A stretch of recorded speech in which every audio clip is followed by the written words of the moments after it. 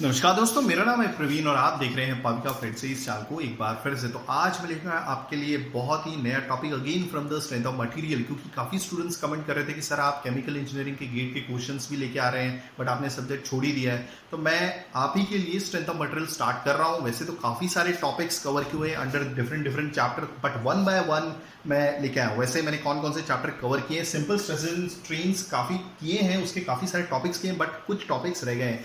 Torsion किया हुआ है, देन हमारा bending moment and shear stress का चैप्टर किया हुआ है। ओके, तो साथ साथ में मैं बाकी जो बचे हुए चैप्टर हैं स्ट्रेंथ ऑफ मटेरियल पूरा लेके आ जाऊंगा। बट आगे बढ़ने से पहले अगर आपने मेरा चैनल सब्सक्राइब नहीं किया तो प्लीज़ ये आपसे बहुत बड़ी सी रिक्वेस्ट कि आप मेरा चैनल सब्सक्राइब कीजिए, लाइक एंड शेयर करना मत भूलिएगा, ताकि मैं ऐसे ही एजुकेशनल वीडियोस आपके लिए हमेशा पर लेके आता हूँ। और इसी वीडियो के डिस्क्रिप्शन बॉक्स में अगर आप देखेंगे तो आपको लिंक मिलेगा हमारे इस चैप्टर का, जिसका नाम है simple stresses and strain from the first chapter. ठीक है, जो प्लेलिस्ट है या फिर चैप्टर कहलाती है। ठीक है, तो डेफिनेटली सब्सक्राइब कीजिएगा, शेयर कीजिएगा, अपने फ्रेंड्स को बताइएगा। साथ में एक छोटी सी रिक्वेस्ट है कि आपको लगता है कि हमारे चैनल से आपने कुछ पाया है, अच्छे मार्क्स पाए यूनिवर्सिटी एग्जाम में, गेट के एग्जाम में, फ्लूइड मैकेनिक्स में, हीट ट्रांसफर में, जो भी है आप प्रॉब्लम बताइए। मेरी कोशिश रहती है सारे प्रॉब्लम सॉल्व करने की, बट काफ़ी सारे कमेंट्स आते हैं तो सॉरी फॉर दैट। मैं हर एक कमेंट का जवाब नहीं दे पाता हूँ, किसी का ही दे पाता हूँ, और कईयों के वीडियो मैं लेके आता हूँ जो कमेंट बेसिस पे होते हैं।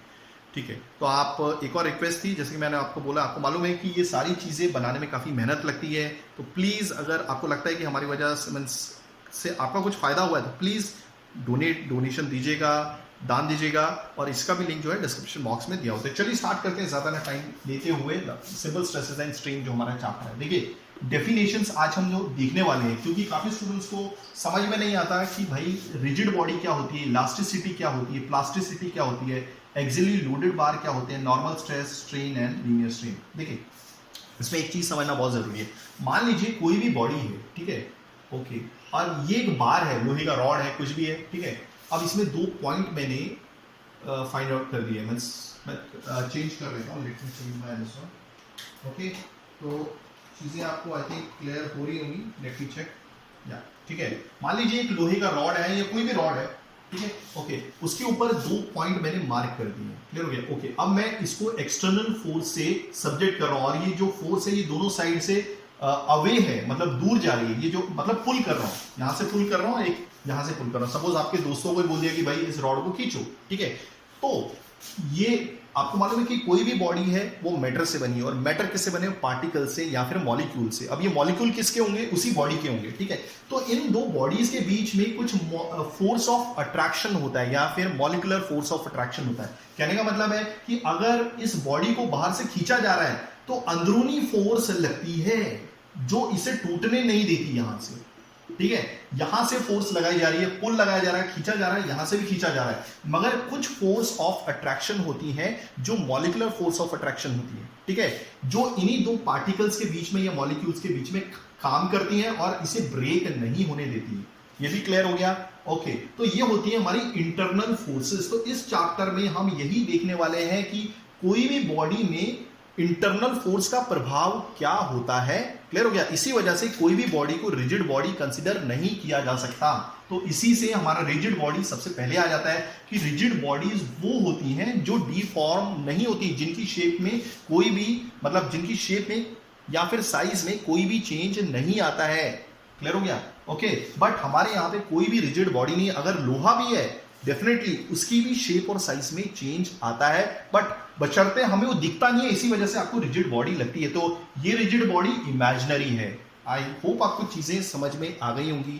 Okay, clear. हाँ, एक चीज मैं आपको बता रहा था कि रिजिड बॉडी तो ये क्लियर हो गई। तो कोई भी बॉडी, वो रिजिड बॉडी, मतलब कोई भी rigid body perfectly rigid body नहीं होती इस दुनिया में, क्लियर हो गया। उसकी क्या बोलते हैं, जो भी शेप और साइज में चेंज आता है, बट जस्ट हमें दिखता नहीं है, इस वजह से हम समझते हैं कि सारी बॉडी रिजिड बॉडीज हैं, ठीक है। सारी बॉडी यानी कि सपोज अगर लोहा हो गया, कोई सीमेंट का ब्लॉक हो गया, उसकी बात कर रहा हूं। ओके, अब मैं क्या बोल रहा था कि अगर हम इस बॉडी को खींचते हैं, ठीक है, अगर ये फोर्स कुछ ज्यादा ही हो गई आपकी इंटरनल फोर्सेस से, तो बेचारी इंटरनल फोर्स तो कुछ नहीं कर पाएंगी, ठीक है, समझ में आ गया। ओके, तो क्या होगा कि ये जो दो ए और बी पॉइंट है आपस में फिर दूर होना स्टार्ट हो जाएंगे। तो ये बॉडी खींच के कुछ लंबी हो जाएगी, आप देख रहे हैं कुछ इस तरह से होगी। ओके, आप देख रहे हैं कि इसका डाया पहले ज्यादा था, अब डाया काफी कम हो गया। सपोज इसका डाया पहले कैपिटल डी था, अब हो गया स्मॉल डी, शेप में चेंज आ गया, ओके और ये चेंज तब तक आता रहेगा जब तक इंटरनल फोर्स और जो बाहर से लगी हुई फोर्सेस है उनके बीच में तालमेल बराबर नहीं बैठ जाता, यानी कि दोनों आपस में इक्विलिब्रियम में नहीं आ जाते। हो गया। तो इस दौरान कुछ बॉडीज में चेंज आ जाता है, यानी कि जैसे आप देख रहे हैं ये मोटा रॉड था, ये पतला रॉड हो गया है। अब जैसे ही ये फोर्स हटा दी गई, सपोज ये जो पहले फोर्स लगी थी ये जैसे हटा ली गई, तो वापस ये क्या करेंगी, अपनी शेप को रीगेन करेंगी, प्राप्त करने की कोशिश करेंगी। कुछ बॉडीज होती हैं, ठीक है, और ये तभी होता है जब तक आपका ये सब प्रोपोर्शनल लिमिट में होता है। अब ये प्रोपोर्शनल लिमिट क्या है हम आगे पढ़ेंगे, ठीक है। जब तक ये प्रोपोर्शनल लिमिट में होता है, विद इन प्रोपोर्शनल लिमिट, ये भी क्लियर हो गया। ओके जिसमें आप से क्या बोलते हैं स्ट्रेस और स्ट्रेन कर्व में आप देखेंगे ये प्रोपोर्शनल लिमिट क्या होती है, उसका भी वीडियो बना हुआ है, आप देख सकते हैं, प्लेलिस्ट में है, सिंपल स्ट्रेसेस एंड स्ट्रेन की, ठीक है। बट कुछ बॉडीज होती हैं जो अपनी पूरी तरह से शेप और साइज रीगेन नहीं कर पाती, यानी कि प्राप्त नहीं कर पाती। तो आपने एक प्रक्रिया देखी यहां पर, क्या क्या प्रक्रिया देखी कि आपने एक्सटर्नल फोर्सेस लगाया, ठीक है, उसकी शेप चेंज कर दी, उस दौरान उसकी शेप चेंज की, यानी कि कुछ तो काम किया गया हमारी एक्सटर्नल फोर्सेस द्वारा बॉडी के ऊपर। अब ये जो काम किया गया बॉडी के ऊपर, क्लियर हो गया, इस दौरान शेप चेंज होता है। तो दैट मीन्स एक जो वर्क है उसे कंप्लीटली कन्वर्ट कर दिया गया है, ट्रांसफॉर्म कर दिया गया है, किसमें, आपकी एक नई energy, that is your potential energy of strain, और ये होती है बॉडी की जब शेप चेंज हो जाती है। क्लियर हो गया। और ये वाली एनर्जी उसके अंदर भर जाती है और इस एनर्जी को वापस प्राप्त किया जा सकता है। देखिए ये जो एनर्जी अब इसके अंदर आ गई है, क्लियर हो गया। अब ये एनर्जी को वापस निकाला जा सकता है, यानी कि निकाला जा सकता है या फिर एक्यूमुलेट, ये जो एनर्जी इसके अंदर एक्यूमुलेट हो गई है, इकट्ठी हो गई है, अब इस एनर्जी को वापस रिकवर किया जा सकता है। कैसे, जैसे जैसे ये जो खिंची हुई बॉडी है अपनी ओरिजिनल शेप को रीगेन करेगी, ये एनर्जी निकाली जा सकती है और इसके द्वारा भी काम किया जा सकता है, वर्क किया जा सकता है। तो ये पूरा कॉन्सेप्ट है, क्लियर हो गया। ओके और मैं ये बता रहा था कि कोई भी बॉडी रिजिड नहीं होती, क्योंकि इसके पीछे एक रीजन है कि हम इस चैप्टर में वो चीज पढ़ने वाले हैं कि क्या इंटरनल इफेक्ट्स होते हैं इंटरनल फोर्सेस के, यानी कि क्या इफेक्ट्स होते हैं इंटरनल फोर्सेस के बॉडी के ऊपर। इसी वजह से कोई बॉडी रिजिड नहीं होती और किसी भी बॉडी को रिजिड अज्यूम नहीं करना है। तो ये चीजें क्लियर हो गई। चलिए इलास्टिसिटी पढ़ते हैं। मैंने ऑलरेडी बता दिया कि कुछ बॉडी इलास्टिक होती है, कुछ बॉडी क्या बोलते हैं पार्शियल इलास्टिक होती है। अभी देखिए इलास्टिसिटी एक प्रॉपर्टी होती है बॉडी की, जिस दौरान अगर हमने बाहरी फोर्स लगाया, यानी कि P एक फोर्स यहां से खींचा जा रहा है, एक यहां से खींचा जा रहा है, तो उस दौरान उसकी शेप में चेंज तो आ गया, आप देख रहे हैं, ओके। बट जैसे ही हमने फोर्स हटा ली वापस इसकी शेप रिगेन हो जाती है, यानी कि वो यही बन जाता है। तो ये प्रॉपर्टी क्या कहलाती है, इलास्टिसिटी। और ये किसकी प्रॉपर्टी होती है, इलास्टिक बॉडीज की। बट कुछ होती हैं पार्शियल इलास्टिक बॉडीज, मतलब आपने फोर्स लगाई, ओके, इसकी शेप में चेंज आ गया, बट जैसी फोर्स लगाई, ओके, ये साइज इतना ना होके इतना हो गया, मान लीजिए इतना हो गया, ठीक है। तो क्या बॉडी ने वापस अपनी शेप रिगेन की, नहीं की, तो ये कहलाती हैं आपकी पार्शियली इलास्टिक बॉडीज। और इस दौरान क्या होता है, देखिए जब भी फोर्सेस अप्लाई की जाती हैं और बॉडी का डिफॉर्मेशन होता है, उस दौरान क्या होता है, आपका जब शेप चेंज हो रहा होता है, आपका नहीं यानी कि इस बॉडी का, तो उस दौरान क्या होता है, कुछ अमाउंट में जो हीट पैदा हो रही होती है इस बॉडी के अंदर, आप देखेंगे ये बॉडी गर्म हो जाती है जैसे जैसे, यानी कि एक्सटर्नल फोर्स काम करती है, शेप चेंज होता है, उस दौरान हीट पैदा होती है, तो हीट डिसिपेट हो जाती है एनवायरमेंट में और ये काफी गर्म हो जाता है with respect to time. Okay चलिए, तो ये भी हो गया। अब प्लास्टिसिटी के बारे में देखते हैं।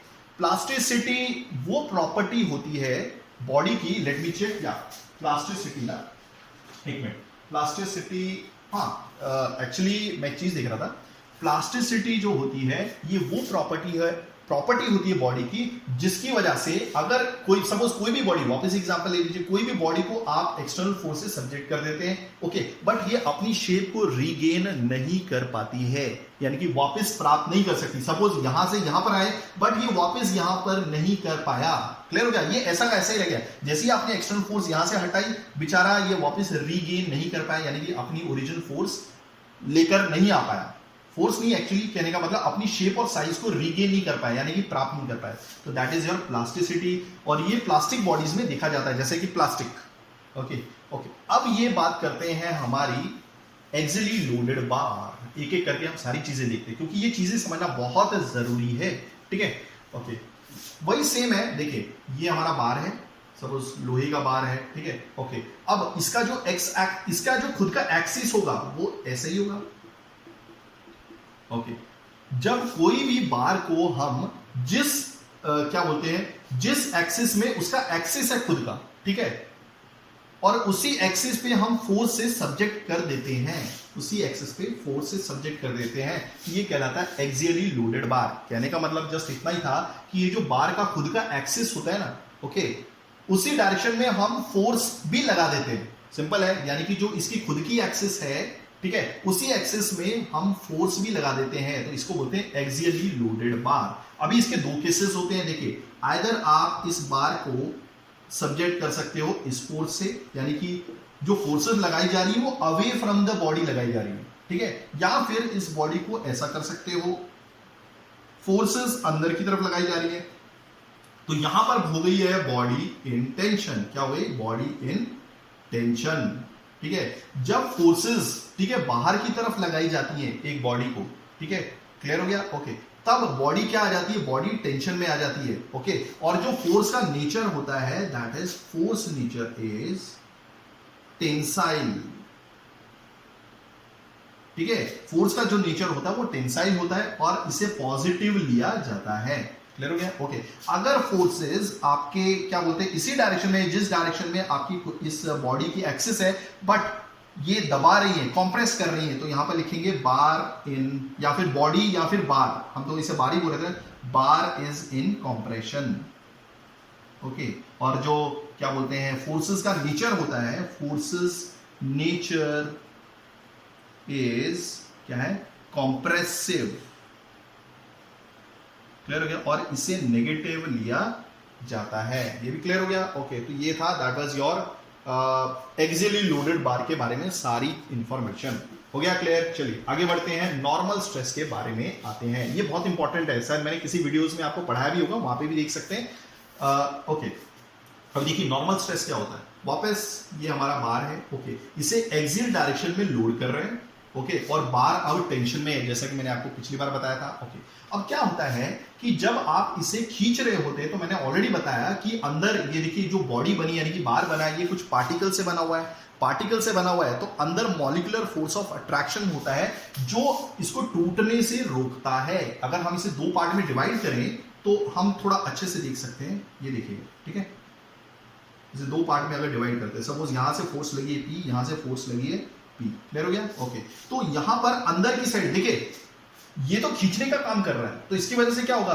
आपका जो रॉड है वो इलोंगेट होगा, लंबा हो जाएगा, क्लियर हो गया, ओके। बट अंदर की साइड कुछ फोर्सेस होती हैं, इन ये फोर्सेस का नाम है इंटरनल फोर्सेस या इंटरनल रेजिस्टिंग फोर्सेस, मतलब जो रोकने का काम करती हैं, ओके। ये सपोज मान लीजिए ये है हमारी, इसको क्या नाम दे दूं, एक काम करता हूं, कुछ भी नाम दे दो आपका, सिग्मा, ठीक है, क्लियर हो गया ये, ओके। सपोज इसका कुछ भी नाम दे दो, टी नाम दे दो, ठीक है, ये फोर्सेस का नाम है टी, ओके। और देखिए ये जो फोर्स है ये इस हिस्से को इससे जोड़ना चाहती है, और ये वाली जो फोर्सेस हैं टी, ये दोनों की वैल्यू सेम ही रहती है, याद रखिएगा, दोनों की वैल्यू सेम ही रहती है। ये फोर्सेस इस साइड जाना चाहती है, तो दैट मींस ये इस हिस्से को इससे जोड़ना चाहती है, क्लियर हो गया। अगर हम सही मायने में देखेंगे कि ये क्या होता है, ठीक है, तो ये होती है इंटरनल रेजिस्टिंग फोर्सेस, यहां पे लिख देता हूं, इंटरनल रेजिस्टिंग फोर्सेस। हो गया, लेट मी चेक, मैं इसका एग्जैक्टली सिंबल देख लेता हूं जरा, क्या है, दैट इज योर, कुछ भी है, आप अपने नाम अपनी मर्जी से टी डाल सकते हो या कुछ भी डाल सकते हो, बट ठीक है, ये क्लियर हो गया, ओके। बट ये देखा गया है कि जो टी की वैल्यू है वही पी की वैल्यू भी होती है। देखिए ये पी की वैल्यू, टी की वैल्यू जो होती है वही पी की वैल्यू भी होती है, ये भी क्लियर हो गया, ओके।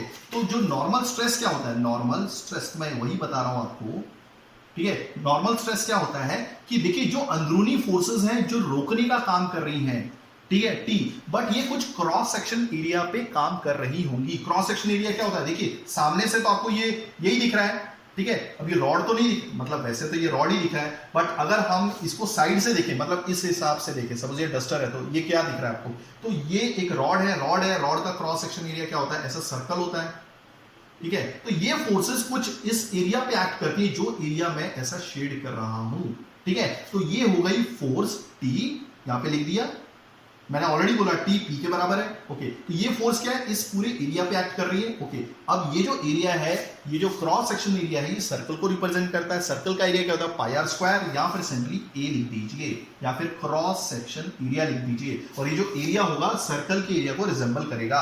ये भी क्लियर हो गया, ठीक है। सो normal stress is nothing but, या फिर इसको टी लिख सकते हैं या फिर पी लिख सकते हैं, ठीक है, क्योंकि दोनों बराबर है। एक काम करता हूं, और नहीं लिखता, इक्वल टू लिख देता हूं। तो ये क्या हो गई, internal resisting force, okay, upon cross section area. मतलब ये फोर्स होती है जो आपके क्या बोलते हैं, बार को ब्रेक या टूटने से रोकती है, और इसकी वैल्यू, ये वही वैल्यू होती है जो बाहर लगाई जाती है, बट ये यूनिट, मतलब ये कुछ क्रॉस सेक्शन एरिया पे एक्ट करती है। ये क्लियर हो गया। So normal stress is what, it is nothing but the ratio of internal resistance forces which are acting on a cross section area, और हमेशा इसे तोड़ने से, मतलब ब्रेक होने से रोकने की कोशिश करती है। ये भी क्लियर हो गया। ओके, चलिए अब बढ़ते हैं हमारे लीनियर स्ट्रेन की तरफ।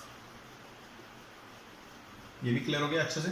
ओके, चलिए मैं एक मिनट ये पेन अपना चेंज कर लेता हूं। आई होप आपको अच्छे से समझ में आ रहा होगा, क्लियर हो गया। ओके, एक चीज और बता देना चाहता था, ये जो नॉर्मल स्ट्रेस है ना, इसका एक सिंबल होता है, दैट इज सिग्मा। क्या सिग्मा ही होता है?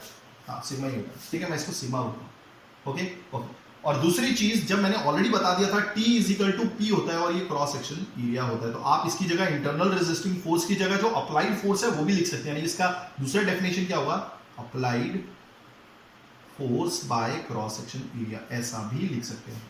ये भी हो गया, सिंपल है। और इसका क्या बोलते हैं, सिंबल होता है, दैट इज सिग्मा। ओके, अब बारी आती है स्ट्रेन की। जैसा कि आपको ऑलरेडी मैंने बताया कि हमारे पास रॉड है। ओके, क्लियर हो गया। ओके, मान लीजिए इसकी ओरिजिनल लेंथ थी L, क्या थी, L। ओके, अब इसको कुछ फोर्स से सब्जेक्ट कर दिया गया है, मान लीजिए P, दोनों डायरेक्शन से। ओके, और ये अवे जा रही है रॉड से, यानी कि इसको खींचा जा रहा है, पुल किया जा रहा है, ठीक है। तो आप देखेंगे थोड़ी देर में ये रॉड पतला हो जाएगा और ये काफी लंबा भी हो जाएगा ये। ओके, ये भी क्लियर हो गया। ओके, अब इसमें अब इसकी जो लंबाई हो गई है, पहले L थी, मान लीजिए L1 है, अब हो गई L2, हो गया, क्लियर हो गया, हो गया क्लियर। ओके, अब ये अपनी ओरिजिनल शेप और साइज को वापस प्राप्त नहीं कर पाया। ये भी मान लीजिए, अगर आप फोर्सेस को निकाल देंगे तो वापस ये अपनी शेप को रीगेन नहीं कर पाया। क्लियर हो गया। ओके, तो जो भी चेंज आया आपकी लेंथ में क्या चेंज आया, हाँ एक चीज रह गई है ऊपर वाले, देखिए अब T, ये जो T या P है, एक चीज रह गई, इसकी ऐसा यूनिट रहेगी, वो मैं बता देता हूं। ओके, T और P क्या है, ये तो फोर्स थी, फोर्स की यूनिट क्या होती है, Newton. Okay, cross section area की यूनिट क्या होती है, आइदर मीटर स्क्वायर या mm स्क्वायर। तो ज्यादातर हम इस चैप्टर में न्यूटन पर mm स्क्वायर के हिसाब से ही, यानी कि इसकी यूनिट पढ़ेंगे। हो गया क्लियर। ओके, अब हम पढ़ रहे थे स्ट्रेन। अब स्ट्रेन क्या होता है, अब देखिए ओरिजिनल लेंथ L1 थी, हमने फोर्स का एप्लीकेशन किया लॉन्जिट्यूडनल एक्सिस में। याद रखिएगा, जिस एक्सिस, इसकी एक्सिस जिस भी डायरेक्शन में है, ठीक है, वो एक्सिस लॉन्जिट्यूडनल एक्सिस कहलाती है। ओके, और हमने जो फोर्सेस लगाई हैं वो लॉन्जिट्यूडनल डायरेक्शन में लगाई हैं और अवे फ्रॉम द रॉड लगाई हैं। अवे मतलब बाहर को, दूसरी तरफ जाती हुई, बाहर की तरफ जाती हुई। हो गया। ओके, दूसरी, अब क्या हुआ, हमने फोर्स लगा दी, उस दौरान आपका ये रॉड है काफी खिंच गया, खिंचने की वजह से इसमें लंबाई में चेंज आ गया। L2, याद रखिएगा L2 is greater than L1। तो दैट मीन्स कितना चेंज आया लेंथ में, चेंज इन लेंथ कितना आया भाई, ध्यान से देखिएगा, that is L2 minus L1। Clear हो गया। तो हमारा स्ट्रेन क्या होता है, स्ट्रेन इज नथिंग बट, या ध्यान रखिएगा, strain is nothing but change in length upon original length. क्या हो गया, ओरिजिनल लेंथ, यानी कि ये एक तरह का परसेंटेज है कि ओरिजिनल लेंथ के कंपैरिजन में हमारा कितना परसेंट चेंज आया। तो कैसे लिखेंगे, this is L2 minus L1 upon L1। Okay, अब देखिए मैं तो ऐसे समझाने के लिए बोल रहा हूं, अगर ये इसको मैं वैसे तो मल्टीप्लाई बाय 100 नहीं करना चाहिए, अगर मैं 100 कर देता हूं तो ये क्या हो जाता है, मतलब ये बताता है कि ओरिजिनल लेंथ में 5% का चेंज आ गया। तो कहने का मतलब है, समझ में आ गया, 5% यानी कि L2 माइनस L1 को दर्शाता है। आई होप आपको चीजें समझ में आ गई होंगी। यानी कि देखिए स्ट्रेन क्या होता है, स्ट्रेन की कोई भी यूनिट नहीं होती, क्योंकि suppose change in length, length की यूनिट क्या होती है ऊपर मीटर, नीचे भी ओरिजिनल लेंथ वो भी मीटर में होगी, तो ये कैंसिल हो गया, तो ये डायमेंशनलेस क्वांटिटी है। दूसरी चीज, ये स्ट्रेन क्या समझाती है आपको, वो ये समझाती है कि ओरिजिनल लेंथ के कंपैरिजन में आपका ओरिजिनल जो यानी कि जो लंबाई है उसमें कितना परसेंट चेंज आया है। अभी देखिए 100 तो मैंने खुद से मल्टीप्लाई किया है, एक्चुअली में मल्टीप्लाई नहीं करते, ठीक है। तो ये एक तरह का फ्रैक्शन है, change in length upon original length, ठीक है। आप इसे सपोज अगर स्ट्रेन आया सब वैल्यू से समझेंगे, ठीक है, 0.2, तो कहने का मतलब है कि अगर आपकी ओरिजिनल लेंथ 1 थी तो उसमें जो चेंज आया है वो 0.2 आया है। कहने का मतलब है अब वो कितना हो गया है, समझ में आ रहा है, अब वो कितना हो गया है, ओरिजिनल लेंथ अगर 1 थी तो उसमें जो चेंज आया 0.2, तो अब बढ़ के वो 1.2 हो गई। क्या करना है आपको, ऐड ही तो करना है, 1 plus 0.2 that is your 1.2, sorry, ये भी हो गया। अब बारी आती है हमारी लीनियर स्ट्रेन की। लीनियर स्ट्रेन क्या होता है, इसी को लीनियर स्ट्रेन बोलते हैं। अगर ये देखिए जो भी चेंज में, देखिए जो भी चेंज आता है ना इसकी लंबाई में, अगर वो लॉन्जिट्यूडनल एक्सिस में होता है, लॉन्जिट्यूडनल एक्सिस क्या होता है, जो भी एक्सिस, देखिए इस रॉड का एक्सिस कौन सी डायरेक्शन में होगा, ऐसी होगा ना, क्योंकि लेटा हुआ है, ओके। तो जिस भी डायरेक्शन में आता है तो जो भी स्ट्रेन कहलाता है उसी को लैटरल स्ट्रेन बोलते हैं, इसी को लैटरल स्ट्रेन बोलते हैं एक्चुअली, ओके। और दूसरी चीज, हाँ, अगर फोर्सेस द्वारा खींचा जा रहा है, अगर फोर्सेस द्वारा खींचा जा रहा है तो इसी को हम बोलते हैं क्या बोलते हैं, टेंसाइल स्ट्रेन, टेंसाइल स्ट्रेन हो गया, ओके। और ये जो क्या बोलते हैं, जो लैटरल स्ट्रेन है ना, इसकी वैल्यू यानी कि इसको बोलते हैं, डिनोट करते हैं ई से। ये एक तरह का फ्रैक्शन होता है जो आपके ओरिजिनल लेंथ के कंपैरिजन में कुछ बताता है कि भाई चेंज आया है। अब देखिए जरूरी नहीं है कि ये लंबाई होगा, ये हो सकता है ये छोटा हो जाए, क्या पता फोर्सेस का डायरेक्शन उल्टा हो जाए, तो क्या होगा, ऐसा भी हो सकता है। तो ये ऐसा ना हो कि छोटा हो जाएगा, तो देखिए पहले बड़ा था अभी छोटा हो गया, थोड़ा ऐसा कर लेते सपोज। आई होप आपको चीजें समझ में आएंगी। तो जब देखिए अभी तो मैंने यानी कि डायरेक्शन उल्टे कर दिए, जब खींचा जा रहा था तब वो टेंसाइल स्ट्रेन कहलाता है और उसे पॉजिटिव लिया जाता है, क्लियर हो गया। जब उसे दबाया जा रहा है, ठीक है, तो ये रॉड छोटा हो गया, तब वो कहलाता है कॉम्प्रेसिव स्ट्रेन, क्या, कॉम्प्रेसिव स्ट्रेन, ओके। और उसे नेगेटिव नेचर में लिया जाता है। तो आई होप आपको सारी चीजें समझ में आ गई होंगी। अगर आप ऐसी एजुकेशनल वीडियोस चाहते हैं तो प्लीज डू राइट कमेंट, मैं पूरी कोशिश करूंगा टाइमिंगली वीडियोस ले, यानी कि थैंक्स फॉर वॉचिंग, धन्यवाद, थैंक यू।